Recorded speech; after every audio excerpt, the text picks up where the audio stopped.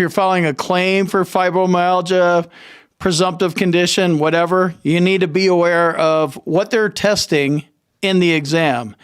So they have this old antiquated test, and I believe it's an 18-point test, and they literally like poke you 18 places. So I was like, wow, this is weird. Welcome to, well, it was 2019 at the time, but welcome to the 22nd century or whatever we're in, Buck Rogers. Anyway, VA stuck in the 70s. We're not here to change VA laws at the moment. We're here to pass CNP exams and, you know, prepare for what they're going to be hitting us with. So it's an 18-point test. And I was like, all right, cool. Walked in there. It was in a mobile medical clinic in Montana. So it was in a trailer, like an RV. Kind of cool part about that was I was able to park right out in front and then just roll right in, no parking with my truck and all that stuff. So I rolled in there and I was getting evaluated for my feet, but I had widespread pain. I was prepared for this fibromyalgia part, but I was also prepared to talk about my feet. And I did both. One of the things that threw me off with the CNP examiner, and you have to be prepared to be thrown off, is the CNP examiner, the doctor's like, all right, so I need to do a fibromyalgia test on you. Okay, like I studied, right? And then he's like, I don't believe in fibromyalgia. And I'm like, inadequate CNP exam. Like all these thoughts are going through my head. You got to be sharp in these CNP exams. This guy actually wasn't trying to throw me off, but you just don't know. You have to pay attention. So he tells me he doesn't believe in fibromyalgia, but he believes in chronic pain syndrome. It's like, okay, whatevs. And then he goes on, and I'm kind of like listening to his explanation. I'm like, all right, we need to get back on track. I'm here for my feet. This fibromyalgia stuff's just some whatever kind of stuff. I want to start talking about the pain in my feet. So he just kind of explained that some doctors believe in fibromyalgia, some believe in chronic pain syndrome. Like, okay. And then he started poking me. He's like, and it was kind of funny because he's like, all right, I have to do this like weird test on you. And he already told me he doesn't believe in fibromyalgia or the test. So he's like, pain here? No. Pain there? Like all the time? Like if you press on it or if you press it hard? Yeah, I have pain right there. Okay. Like he fills out the DBQ, like that part. So there's like 18 parts and I had 11 parts that had pain because I'm in pain all the time. And this is a throw off kind of test for sure. Because like, do I have pain right now? Do I have pain, a month ago? Is my common pain there? So is your light tap hurting me versus like getting clocked? No, that doesn't hurt, but you have to talk about your worst day. So I'm feeling pretty weird about this whole thing. Fibromyalgia test was done. Poke, poke, poke, poke, poke. Like, okay, checked off the DBQ. And then he went into the feet part. And then I didn't know if I had an inadequate CNP exam. It felt inadequate. And I know and knew that you should report your inadequate CNP exam.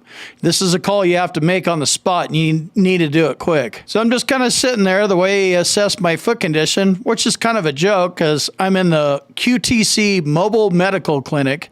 So like walk, like I'm in an RV, dude, where? It was like his table was set up at a 45-degree angle, like walk 3 steps that way and walk 3 steps the other way. And he sent me for a testosterone test. So there's a lot of little things kind of going off in my head about Gulf War syndrome. I was stationed in Turkey. Turkey is not on the list, but I believe that since I'm a Gulf War veteran, they call me a Gulf War veteran, I'm a combat veteran, already rated for that. I think that the fibromyalgia just kind of got mixed in with my feet and all my unexplained pain in my body. So the outcome of that CNP exam was I got a 60% rating for chronic fatigue syndrome. They don't have chronic pain syndrome anymore. I think that was in the DSM-4. Now we're on DSM-5. It's actually a mental health disorder called somatic symptom disorder. I also got a rating for that as well, but it was lumped in with my mental health pyramiding and all that stuff. So it's all jammed into my 70% combat PTSD rating.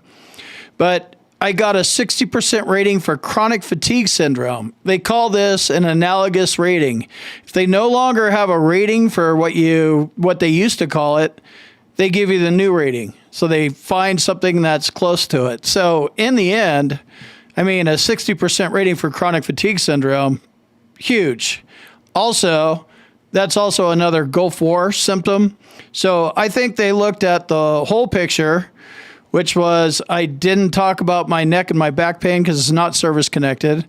I talked about the pain that I had, all the Norcos that I was on, and they had to make some leaps around all this unexplained pain. I'm not going to go so far as to say this was a MUCME, a medically unexplained chronic multi-symptom illness. It's tough going into a CNP exam like this because I wasn't expecting the fibromyalgia stuff. I was focused on my feet. So let's talk about fibromyalgia ratings, how they rate it.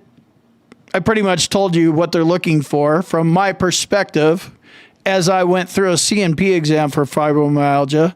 So let's talk about the ratings. The VA rates fibromyalgia from 10% to 40%. Each rating has widespread pain and tender joints. Other symptoms involve combination of fatigue, sleep disturbances, stiffness, headaches, IBS, depression, or anxiety. So I already have a diagnosis of sleep apnea, don't have headaches, definitely have stiffness.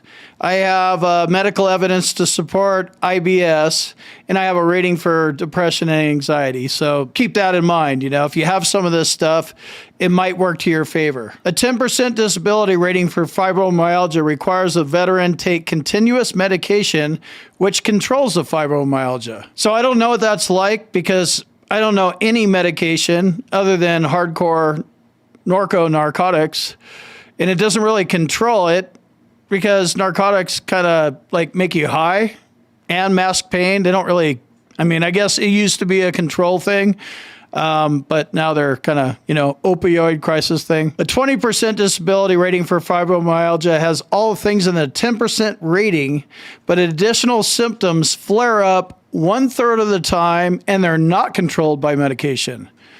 This kind of explained my situation a little better. A 40% disability rating for fibromyalgia is the highest available rating. It's not controlled by taking medication, and the veteran's symptoms are constant, and therapy doesn't help. So I'm not sure what kind of therapy they're talking about. I'm assuming it's physical therapy, not mental therapy. My symptoms were probably at the 40% fibromyalgia category, but since my CNP examiner didn't believe in it and he was a believer in chronic pain syndrome, and they don't have a rating for chronic pain syndrome, I ended up with a 60% rating for chronic fatigue syndrome, an analogous rating. Let me jump in here real quick and tell you about my boot camp. If you want to learn more about the VA claims process, check out my boot camp. You can talk to me live. There's a link on the website. And in the description, combatcraig.com.